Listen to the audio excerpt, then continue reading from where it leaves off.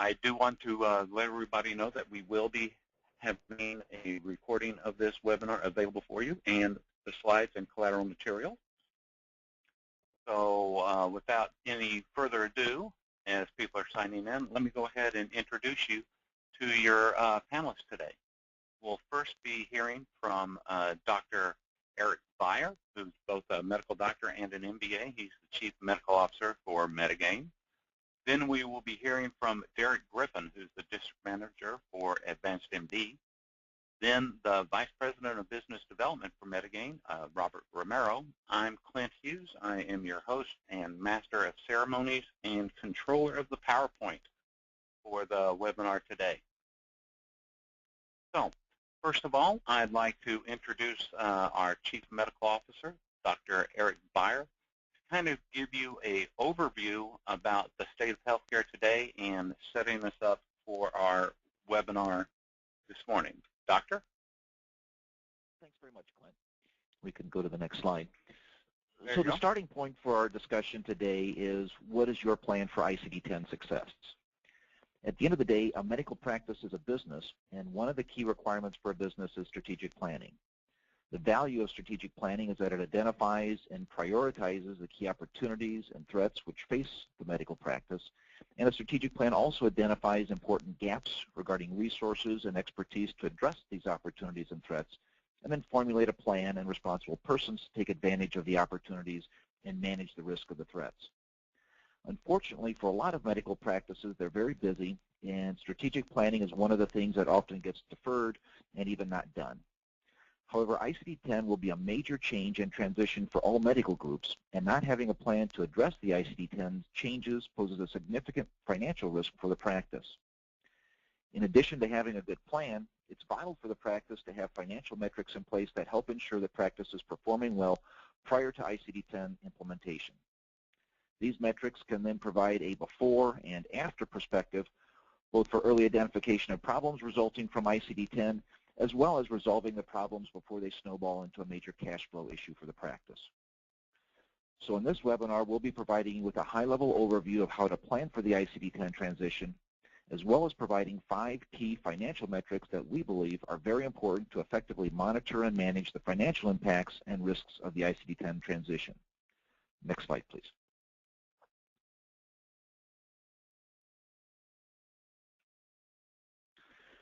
So what are the ICD-10 planning steps? Since the focus of this webinar is the financial metrics for the ICD-10 transition, we're only going to provide a high-level review of 4 key elements that should be addressed in every ICD-10 transition plan. In the next 2 slides, I'll provide an overview of the financial, education, and process planning for ICD-10. I'll then turn it over to Derek to review some practice management and electronic medical record issues every practice needs to be aware of. And then Robert will take over to describe the 5 critical financial metrics every practice should monitor in order to optimize the practice's revenue and reimbursement. Next slide, please. Financial planning. So there are really 2 key threats to a medical practice's financial performance in the months immediately after the October 1, 2015 ICD-10 transition that need to be addressed. The first threat is decreased cash flow due to insurance company transition issues related to ICD-10. Just as medical practices need to ensure that their practice management and electronic medical record software seamlessly accommodates ICD-10 changes, so do the government and private insurance carriers.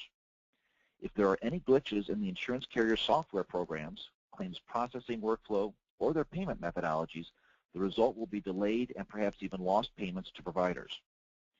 Well, the highest risk is for the smaller regional insurance carriers, since they may have fewer expertise and financial resources to deal with the required ICD-10 software changes. There's also a risk with larger carriers not paying claims in a timely manner. As an example, at Metagame a couple of years ago, we saw a significant cash flow problem for clients of a particular Medicare carrier that had some issues adapting to the new 5010 claims format requirements. It took over 3 months to get Medicare payments for some clients of this carrier. I've also seen where some of our clients had lost and delayed payments due to the internal transition to a new software platform for a large national carrier. So the problem is, every time one of these insurance companies has a software issue, it's the medical practice that bears the brunt of the decreased cash flow. A second potential problem from insurance carriers is new claims edits that result in denied or partial payments. One of the key reasons many payers support ICD-10 is that the higher specificity and detail of the ICD-10 diagnoses allow carriers to be more specific and detailed in their payment policies and claims adjudication edits. Thus, insurance plans may edit more detailed payment policies that result in a higher percentage of denials. Some industry consultants have predicted that providers may see anywhere from a 50% to a 200% increase in denials and queries from payers, at least in the first few months after the ICD-10 implementation. Therefore, having very effective denials management processes and resources in the medical practice will be even more critical after October 1 than it is today in order to identify and quickly resolve new denials as well as prevent future denials. There's also a risk of delayed and denied claimants due to internal medical practice issues. ICD-10 increases the number of diagnosis codes physicians must choose from by about 8-fold, and the increase is due to much more specific and detailed diagnosis codes. Many of the non-specific ICD-9 codes commonly used by physicians today will no longer be recognized or paid by payers under ICD-10. If physicians don't provide the appropriate ICD-10 code to their billing staff, or if they don't provide detailed enough documentation for their coders to choose the appropriate ICD-10 code, then one of two things is likely to happen. One possibility is that the billing staff tries to bill a code that is not accurate or specific enough and may result in a payer denial. The result is fewer payments and more denials to be worked. The second possibility is that the billing staff sends a claim back to the physician for additional documentation, and then the claim sits and waits for the physician to provide the additional documentation. If there are a lot of these claims sent back to the physician, it could be a significant amount of extra work for the physician as well as the billing staff, and it will result in delayed cash flow if the physician does not timely address all of these pending claims. A second threat for delayed payments is due to internal practice issues resulting from clinician as well as staff productivity loss due to ICD-10. If physicians take longer to see patients, or if they see fewer patients due to a slowdown in documenting and choosing an accurate and complete ICD-10 code, this can result in decreased cash flow. As an example, when Canada implemented ICD-10, there was about a 50% productivity slowdown for billing staff for up to 6 months, and 20% of that productivity loss was never regained. Thus, if the practice does not have adequate staffing and billing workflow adjustments to accommodate ICD-10, the result could be internal billing bottlenecks which result in fewer claims getting billed and less cash coming in. In order to accommodate any potential cash flow reductions due to payer or internal practice issues, most experts recommend that physician practices obtain a bank line of credit or build up cash reserves to cover 3 to 6 months of operating expenses. Next slide, please. Staff education and process changes. The key point here is that ICD-10 will impact almost everyone in the practice, and therefore each staff group from clinicians to front desk to billing staff needs to be educated in ICD-10 pertinent to their job responsibilities. In addition, workflow and processes in each functional area need to be reviewed and then adapted to prevent workflow bottlenecks from developing with ICD-10. For front desk staff, key process changes may be adapting patient intake forms to ICD-10 to ensure that the physician and billing staff have all of the detail they need to select an accurate and complete ICD-10 diagnosis. Front desk and credentialing staff also need to make sure they review all of the key payer contracts related to timely payment and medical necessity denials, along with all payer correspondence related to the payer's ICD-10 planning and implementation. Clinical staff should be given a general overview of ICD-10 and the differences with ICD-9 diagnoses, along with a review of the most common diagnoses related to their specialty. I recommend that each practice identify the top 25 or even the top 50 ICD-9 diagnosis codes used by the practice, and then crosswalk these over to the relevant ICD-10 codes. It is also a good idea to have the physicians walk through some coding case studies to compare the ICD-9 codes they chose to see what the new codes would be with ICD-10. The practice and each provider also need to ensure that their electronic medical record templates are set up to accommodate ICD-10 and make any template revisions needed to capture additional documentation required in order to choose an accurate and complete ICD-10 code. Finally, billing staff need to prepare workflow and process changes related to coding, the claims clearinghouse and claims submission, payment posting, accounts receivable management, as well as denials management. Coders in the billing staff should obtain coding education and certification for ICD-10, with an emphasis on understanding and preventing issues related to the practice's specialty. In addition, the billing staff should also develop a plan to address decreased productivity in the first 3 to 6 months of ICD-10 and develop a plan to quickly identify, resolve, and prevent billing bottlenecks and reduce cash flow. So now I'll go ahead and turn it over to Derek to discuss some important points regarding the impact of ICD-10 on practice management and electronic medical record software. Well, we'll turn it over to Derek here in just a minute. Thank you, Dr. Meyer. That was very enlightening, and that kind of leads us into our first poll question. Here's the first poll that we have for us, so go ahead and vote on your technology. Do you have, just click one of the buttons and click Submit. So do you have just an EMR, just a practice management system? Do you have them both and they're integrated? Do you have them both and they're not integrated? Or right now you don't have either? So it's time to start thinking about it and planning for it now. Right now about half of you all voted. We'll keep it open there for a little bit longer.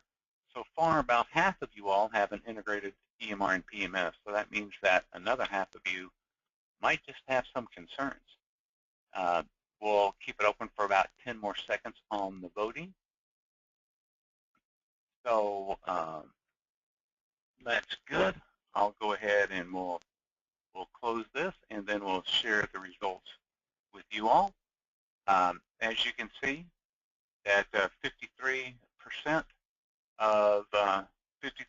of you that they have an integrated EMR and PMS, just 11 just an EMR, only 5% just a PMS. But as you can see, almost 32% don't have it integrated or don't have an EMR or PMS at all. So we will move on to the next slide here, and addressing these technology issues and how you need to be prepared for ICD-10 is one of our partners, Advanced MD, who really is ahead of the curve as far as being prepared for ICD-10. So I will turn it over to Derek. Great, I appreciate that. I think that's kind of set the stage well. As you guys are probably aware, ICD-10 is going to be a big change. I mean, moving from one code to potentially dozens of codes that could be a good fit for your needs would be a big change for anybody, and especially practices, as you guys are used to and already have to deal with all the rules and regulations of payers and mandates from the government. I mean, this is just another thing that could potentially slow you down that you should be preparing for today, and we have tools to help you prepare. So the first thing I want to talk about is a technology called Smart Gems. So currently, what's available in the marketplace, and you can get on the CMS website, is a gem technology where you can enter your current code, and it will give you a list of potential codes that would fit the place of that current code. And so this is a technology that's available to everyone. It's available on the CMS website. However, we've taken it a step further and integrated a technology called Smart Gems. What Smart Gems do is the same thing originally as far as identifying the codes that could potentially replace your current code, but then it goes a step further and gives you a way to narrow down which codes are the best fit through a series of questions. So instead of having to research all the codes that are a potential fit and plug them in, you can narrow it down through a series of questions and find the exact code that's going to be the best fit for you. This is going to be a big deal because, as you know, there is literally no code that's going to stay the same. And for specialists, there's going to be a big list of codes that are changing. And for some others, maybe not such a big list, but everyone's going to have to change. And it's not going to be a one-to-one change, meaning one ICD-9 code to one ICD-10 code. If you go to the next slide, Clint. Advanced MD has also prepared a variety of other resources to help you guys be prepared and ready for the change. So one of the things that we've done and have available is we have a timeline website. Here's the URL here. What this is it's basically a countdown to ICD-10, giving you timelines of when things should be completed, what you should be doing currently, what you should have accomplished, and what you should be preparing for as a next step in your preparation. So this is a good resource in that you can kind of judge yourself against the timeline and see if you're making and taking the steps necessary right now to be ready for the change come October. Clint, if you go to the next slide, please. Okay, so the ICD-10 Success Tracker. This is something that we have available today for advanced MD users. And what this is inside the system, you can pull up your most used codes. You can see how much are billed for those codes. You can see the potential changes that need to be made as far as, this code, here's the potential fits, I want to choose this one, and you can kind of decide beforehand, which codes are going to be the best fit come ICD-10. You can also see which payers are ready for testing and which ones are scheduled for testing and what their dates are. And then you can perform testing right in this system as well and make sure that your claims and our integrated clearinghouse and the payers are all on the same page with the claims processing. One of the things that we'll be doing with the system as well is we will be monitoring our payers. So as you guys bill, and for those of you who went through the 4010 to 5010 transition, it seemed like it didn't matter how prepared you were, some of the payers just weren't ready to accept the new format. Well, with ICD-10, we imagine it's going to be the same story. So we will be monitoring the payers actively to let you know who's ready for ICD-10 codes and who's only accepting ICD-9s at the moment. So that as you're creating your bills to send out to the payers, you'll know right away their sophistication, and be able to send the appropriate codes to that payer.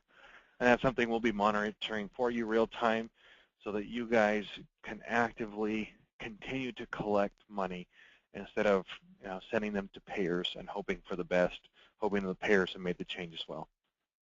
Next slide, please. The other thing we have is we have a new app that's just been released. So this is a really neat tool where anybody can use it, whether they're an advanced MD client or not. There are some perks of being a client today in that the work you do and the discovery you do in the app can be imported directly into the system, so you can start to whittle that down. But what this is it's a tool that will help assess risk and identify changes that need to be made. So you can punch in your typical codes or your codes that you're using today and have them analyze as far as their value, what's at risk. Again, it'll crosswalk to some of the better codes that fit and help you whittle down the process and really assess what happens if these aren't done, if you're not prepared for this, and by pair be able to break down and show you the risk that you're facing with ICD-10. So this is available for everyone today. You can go download it. But for those of you who are using Advanced MD or will be using Advanced MD, this is a great resource because all the work that you do, all the discovery you do, will be directly imported into the system for you. So go ahead and move on to the next page. So the other thing that we have available is we have an assessment. We call it the Sick Puppy Assessment. It's an area where you can go and answer questions to find out where the gaps are. Now, what you're prepared for, what you're less prepared for, and where the potential pitfalls could be. So this is free, it's quick, it's easy, and it's a way that you guys can kind of self-diagnose. The other thing that I want to point out here before I turn the time back to Clint is it's very important with this change to have an integrated system. With system integration, you'll be able to, a system that's integrated well, when the changes are made, we'll be able to make the changes across the system. So if the clinical piece is not integrated well with the practice management piece, you can imagine that there would be, if a billing company or a biller in-house is trying to take the ICD-9 codes and convert them to ICD-10, but it's not communicating back to the clinical piece that actually created those codes or where those codes were selected. You can imagine that there would be problems in the history and moving forward when you look back it could be tough to decide and figure out what actually was billed for if you have multiple sources of truth. System integration is going to be a big thing moving forward in that, when you make the change in the system, it happens both clinical and practice management side, and not necessarily something you have to go back and review and change. Derek, when we did that survey, we saw that half of the people didn't have it integrated and didn't have an EMR or PMS. Just give us a real quick walkthrough from the time the patient calls to make an appointment till when Metagame takes over to get the reimbursement. Where are the touch points of that patient path through the system? Where they touch the PMS, where they touch the EMR, just real quick. Yeah, well, the great thing about Metagame is that basically they're going to take the hard work out of it, right? So you'll be able to begin, schedule a patient, put them on the calendar. The minute they're put on the calendar, if you're using the integrated system, they're also put on the provider's list of people to see for the day. And as you upgrade their status, check them in or check them out, that will show on the provider side as well. The big advantage here is when they enter codes and they enter their clinical information, they chart, all that information is going to be available to review by the billing company. So a company like Metagame can see that information, they can use it to make sure that it's correct going out and that it's coded at the right level as well. So this is key because if you're not using an integrated system, if you're not using a company like Metagame or a software like AdvancedMD, what it creates is duplicate processes. So you'll go into the clinical piece and you'll enter the information, and instead of signing off a chart and having it create a super bill to be sent out and processed through a partner like Metagame, what it's going to do is you then have to take the information and manually go to another system. Well, if there's the other system's making a correction to the information, you then have to take the correction and go back to the clinical piece and update it. So it creates more work in the office, and obviously with the code changes, you can imagine that there's going to be a lot of changes and tweaks needed in a super bill to get it out clean and paid, and to have to go back into the clinical piece and update those would be a huge time suck for any practice.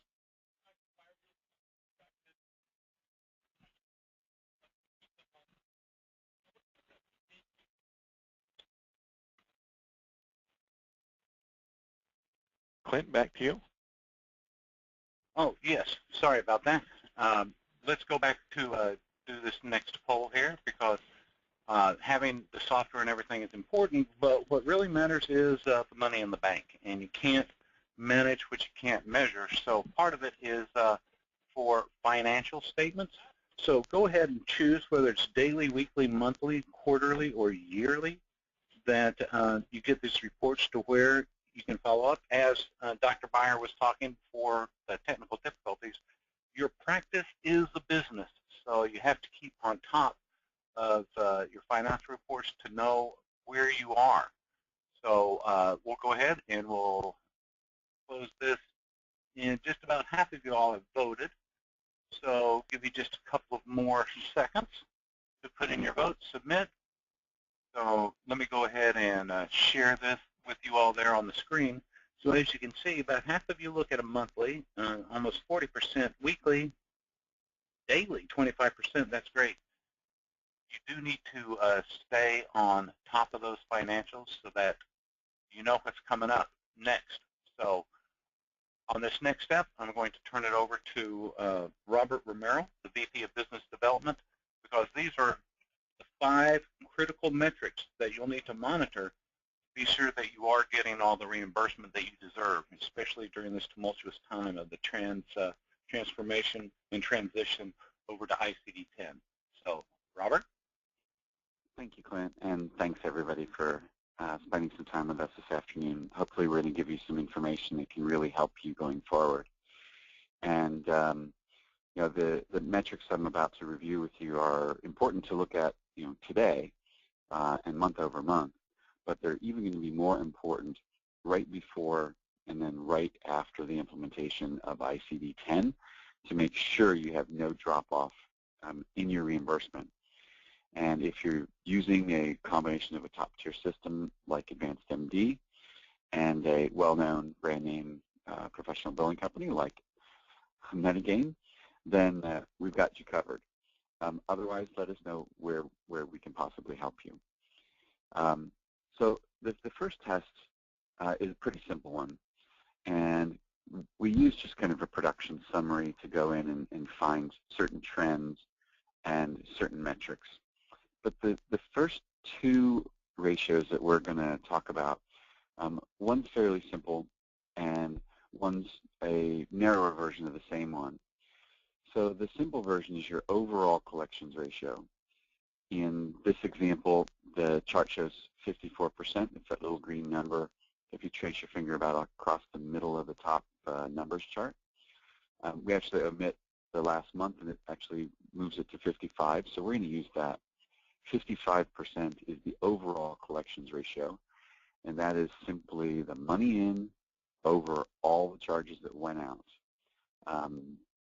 The next ratio, which in this case is 65, I'll show you where that comes from on another page, but it's at the bottom on here. And 65% is our closed claim collection ratio. Now, closed claim, by my definition, is a claim that's been paid or mostly paid by the payer, paid or mostly paid by the patient, contractual adjustment was taken, and everything's tied up in a bow, it's done. It went about the way it was supposed to, and it should be an average reimbursement of your best claims. So it's not going to have AR, it's not going to have write-offs. So the same dollar amount that was over your overall claim is on your closed claim reimbursement, except it's only over the associated claims that made up that reimbursement. So no AR, no write-offs.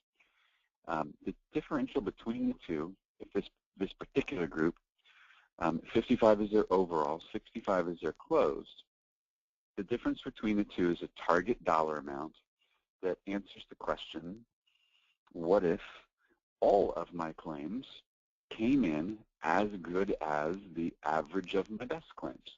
What's my target improvement ratio? That dollar amount is what a professional group would strive to hit versus a local billing company or even a good in-house staff.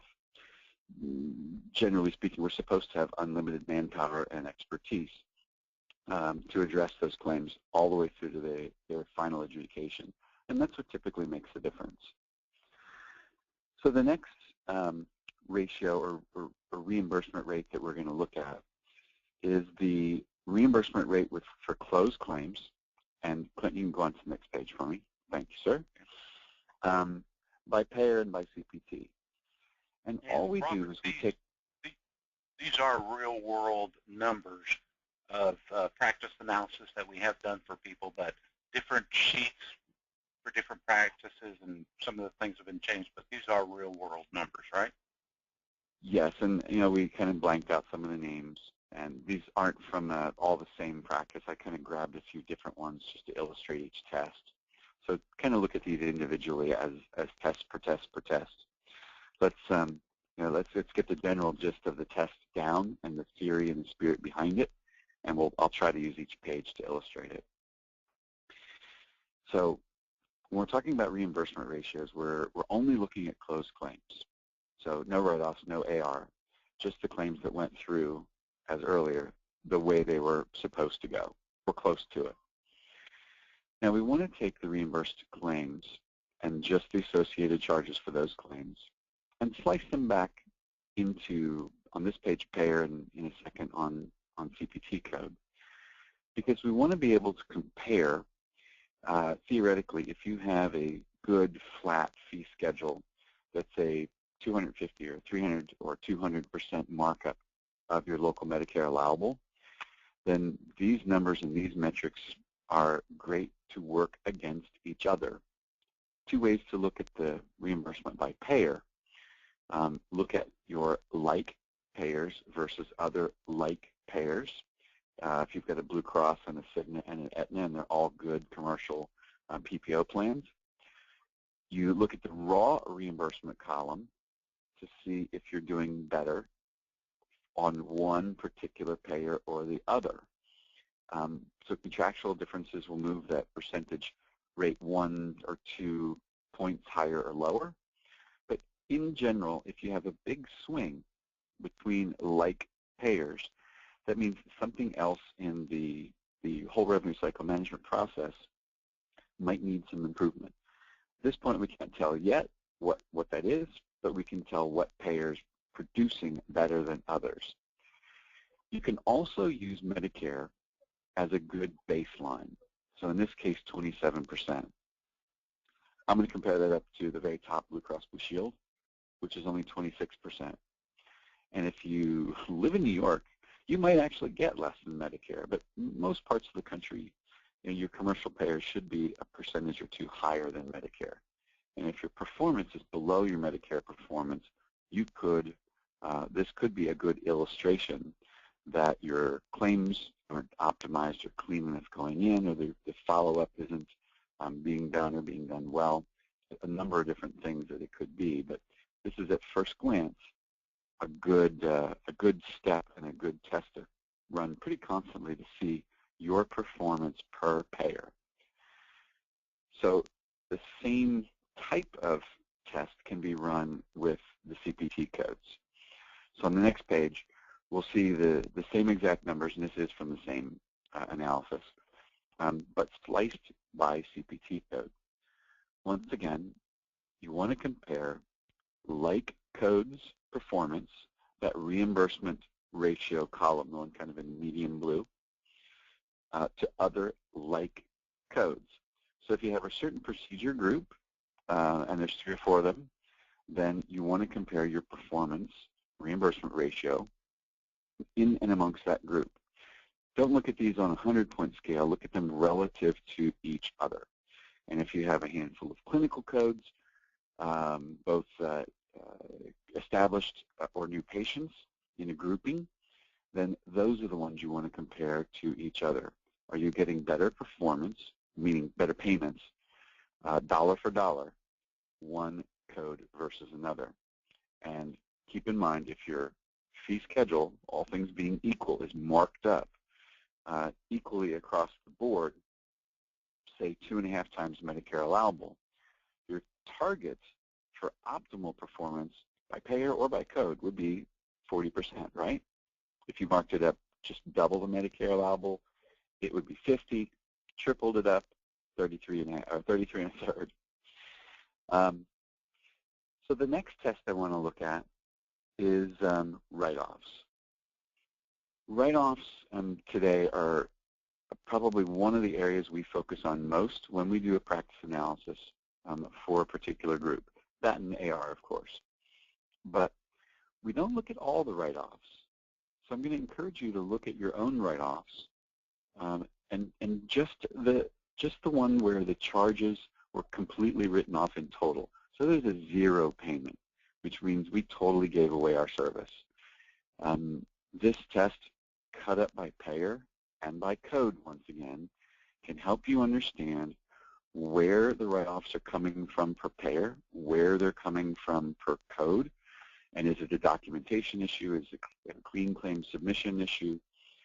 If the payers at the top are not in the same order as your payer mix by charges, compare them side by side, and you can see which payer you're having a greater degree of write-offs in versus any other. Same with CPT codes, okay? So this is a test you compare them to one another, and you also look at the totals. Now, this write-off test might look a little bit like an AR summary because it's also cut up by 30, 60, 90, and 120 plus. This shows us in this particular practice, and I'm seeing this more and more in the last 5 years than ever before, is that the itchy trigger finger syndrome is coming in for write-offs and AR as well, where in this 30-day column, there are write-offs happening quite early in the revenue cycle. So 30 and 60, 90-day column write-offs are a little early in the professional's opinion of taking that write-off without fully trying to appeal to the nth degree to get that claim fully paid. And if the write-off is coming very early, it might show a lack of denials management processes or appeals processes, or if the root cause also corresponds to a pre-auth or a verification of benefits not done well, that can be another trigger. So good test to look at just your zero pays, because if you have 10 write-offs this month, and they're all 10 for different reasons, that might be tolerable because there was really no pattern and there's a little bit of human error here, there, and everywhere. But if you have 20 or 30, and 10 of them are for one reason and 10 of them for another reason, and the last 10 are for a third reason, then all those in a group can be traced back. There's a root cause causing those write-offs that can be corrected. So in our next test, we are going to look at AR, and I'm going to try to help you look at it in a little bit more modern way. Days in AR is a good test. It has been, but in the last 5 or so years, there are so many different ways that are available to someone to manipulate that days in AR a little lower than is really a true picture. Those early write-offs we saw, that's one of them. Taking early adjustments, that's another. When we look at AR, let's look at it 2 different ways from now on. Let's break it up by code and by payer, like some of our other tests. And if you have an adverse number of things falling into the AR on a code that really shouldn't have too much difficulty with pre-auths or with documentation, then that's an issue to be addressed. If you've got a payer that's not one of your big payers at the top of the AR naughty list, so to speak, that means the billing team is having more difficulty getting those payments collected. Perhaps it's verification of benefits, perhaps it's requests for medical documentation not getting answered timely, perhaps it's some sort of an appeals process not done quick enough or not done rapidly enough to where you get 2 or 3 shots at it. But these are ways to see something out of balance and bring to your attention codes or payers that are having some adverse effect on your overall AR. The other way to look at a test like this is for rollover. Now, this particular practice, I would have expected to see a much larger number in the current column and a little bit less in the 30, a little bit less in the 60, a little bit less in the 90. And a good AR picture, if you look down at either one of the totals at the very bottom of either graph, should be a sharp ski slope looking curve. Your current and most of your 30, or half of it at least, is your good AR, right? That's your cash flow forecast for next month. But after that, it should drop and drop substantially period after period after period. And accountants call these buckets. You can easily say that this group has a significant delay in getting their charges in because the 30-day bucket is much, much larger than the current. It's almost like they almost have a full 30-day delay to get their charges in. My bigger concern is in the 60-day total column and the 90-day total column. If we take this snapshot in January of this year, and we take the same snapshot of your AR, and you can do that easily on your practice management system, in February, if that 60-day column becomes the 90-day column number the subsequent month, and that 90-day column number adds up or piles into the 120-day column the following month, that's what we mean by rollover. So this particular practice is getting the money in within about 45 days from date of submission, and maybe 60 days from the date of service. And that's it. That's all. They're not getting anything after that. So they're getting one good swipe at it when it's entered to be clean, and then that's it. Otherwise, these numbers would significantly drop column to column to column to column. And this is just manpower in many cases, or the ability to have a professional type denials management system in place that addresses every single solitary claim that's partially paid or unpaid. So look at it by split by code, split by payer, and then look at those buckets for rollover. The last test I want to show you is something that we include in our monthly reporting to all of our clients, because it's just a great way to look at some of your performance by code and by payer. So this matrix shows you the average payment per code and payer. And if this is a specialty that looks like you, then you're immediately going to look at how close are my payments to my actual contracted amounts. And if you looked at the same graph month over month over month, you'd probably look at it 3 or 4 or 5 different ways. But remember, inside of your billing system is an awful lot of business information as well. And this type of report will help you run your practice overall.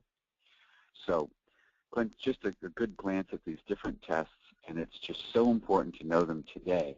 But it's going to be even more important for everyone on the webinar today to see this test before you go through ICD-10, and specifically see this exact test after you go through ICD-10. Because if you've got a gap in codes being reimbursed or by certain payers or by a particular payer, this is where you're going to see it first. And this type of test is one that you can compare very quickly and easily, the before and after. And if you see and feel less revenue coming in, this is the one where you can find exactly what codes and what payers are the culprits in the lack of reimbursement. Clint? Great. Thanks, Robert. Let's go ahead and take the last poll here. We've done about technology and finances. So the next question is, how are you obtaining your reimbursement? So just click on your answer, whether you have an in-house team or whether you outsource your billing or do a combination of the two. And while we're waiting for the results on that, Derek, somebody asked a question, okay, if I'm starting from scratch, how long does it take to put in an advanced MD, EMR, and PMS and get my staff trained on it? You know, just kind of a ballpark figure. Sure, and tough question to answer, and I'll explain why. Our training is kind of on demand, so if you have a lot of time to dedicate to it, you can move a lot quicker than maybe somebody who has other things going on and doesn't have the time and resources to dedicate. So on average, what we see is anywhere between 4 to 8 weeks is typical, and that's not 4 to 8 weeks to be able to start. I mean, obviously during that time frame, usually at the 4 to 6 weeks, you'll be able to start submitting claims and everything and be totally comfortable, proficient in the system by week 10. Okay, and then Robert, I guess in doing the handoff on that portion of it, before somebody like an outsourced people could come in and take care?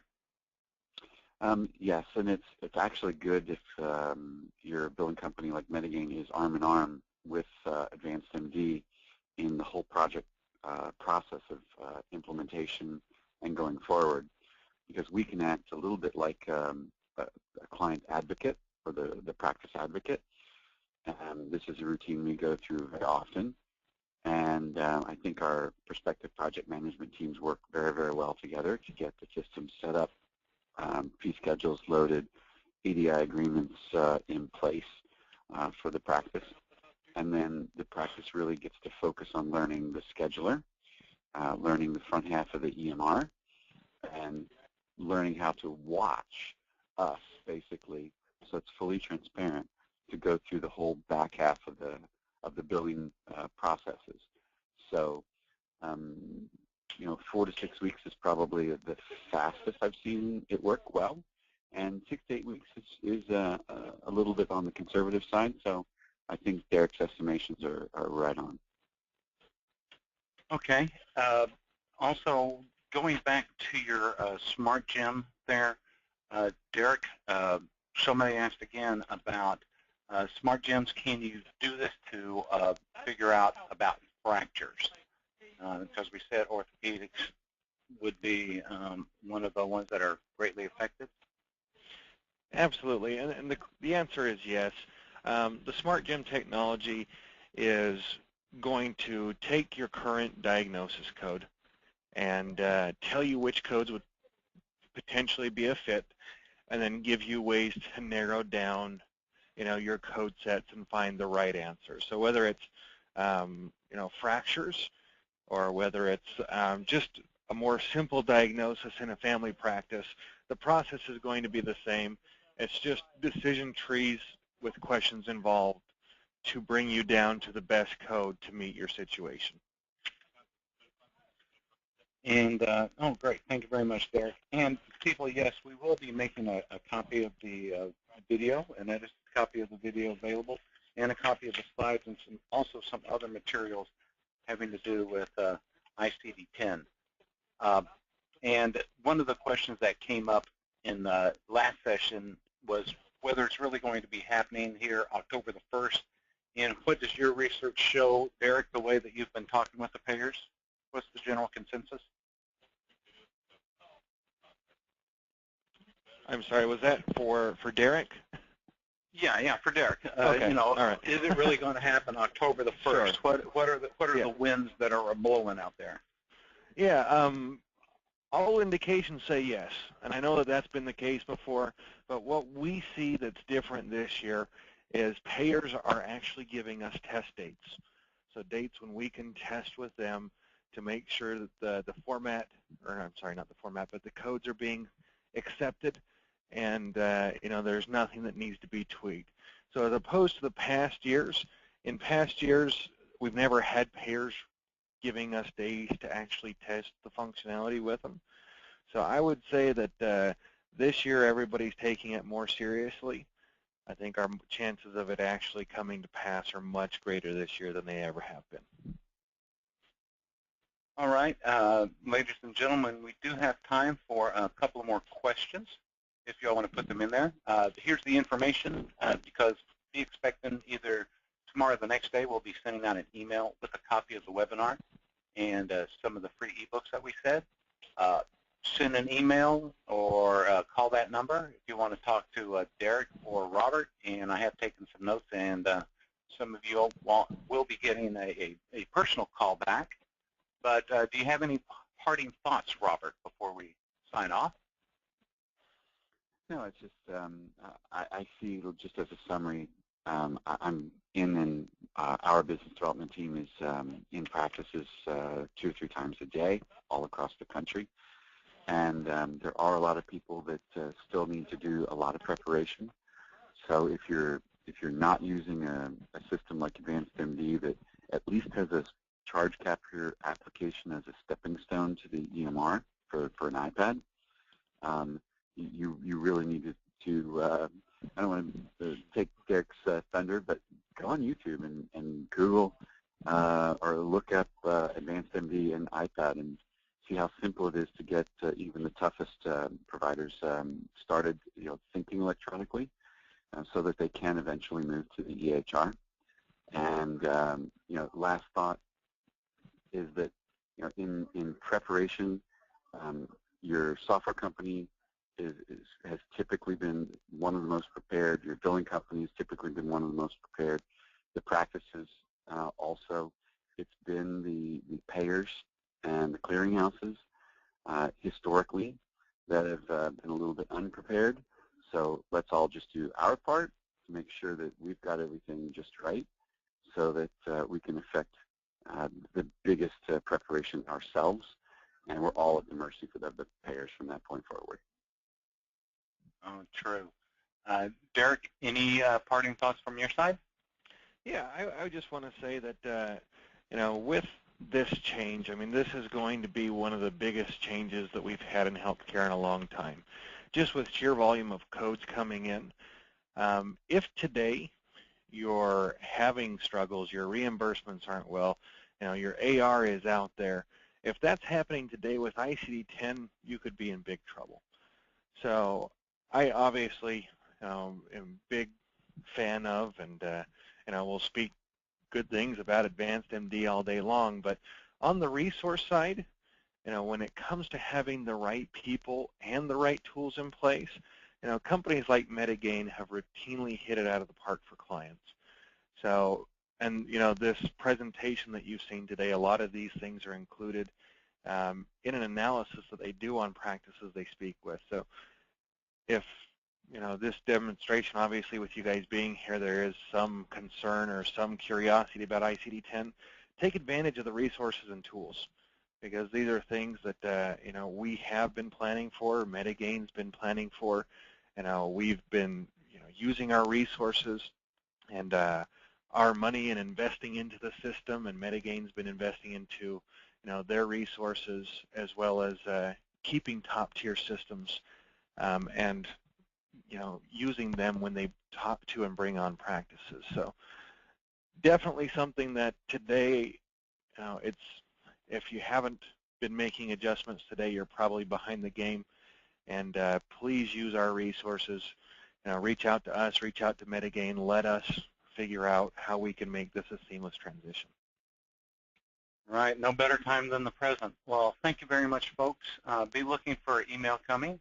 I'd like to thank Dr. Beyer, Derek, and Robert for hosting the panel today. So look for an email from us where we'll give you a copy of the webinar, copy of the slides, and some free ebooks. And stay tuned, because we'll have more helpful webinars coming your way to help you maximize your reimbursement.